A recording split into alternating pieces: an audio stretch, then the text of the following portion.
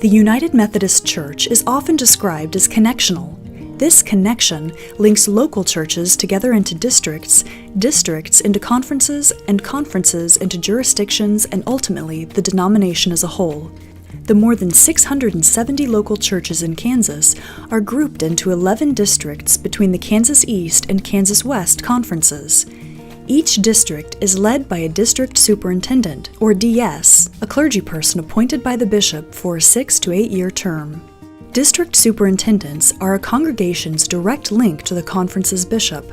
The bishop is not able to be present in the lives of each local church and clergy under his supervision, so the DS fills that role to get to know every congregation and clergy person in his or her district.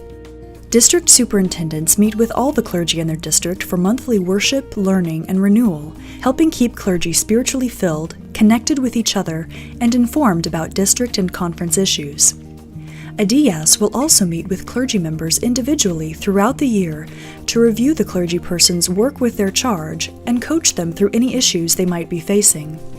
It's been really good to have someone that I feel like I can go and talk to and that listens and hears what I'm saying and is supportive of the things that I'm doing. District superintendents work not only with the clergy in their districts, but also the congregations. A DS works with each church's pastor-parish relations committee to assess the goals, desires, strengths, and needs of the congregation.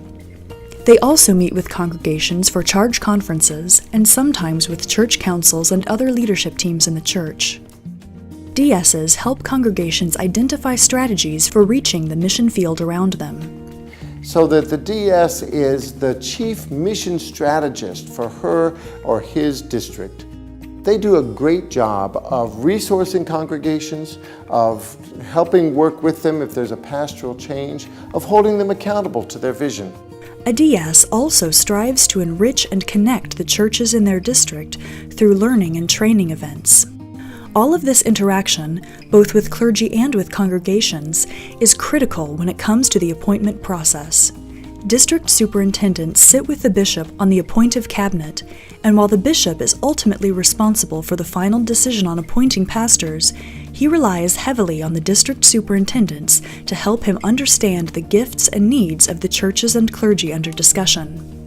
And so they have this crucial responsibility for helping deploy our talent, our wonderful gifted clergy in the best possible ways. Each district superintendent is supported by a district secretary who handles finances for the district office, helps organize the DS's schedule, and often organizes the district's lay speaker trainings. They also collect statistics and charge conference forms from local churches and act as a resource for the clergy in their district. By building relationships with clergy and congregations, district superintendents serve as an important link between churches and conference leaders, helping empower churches to reach their highest potential in loving, worshiping, and serving Christ.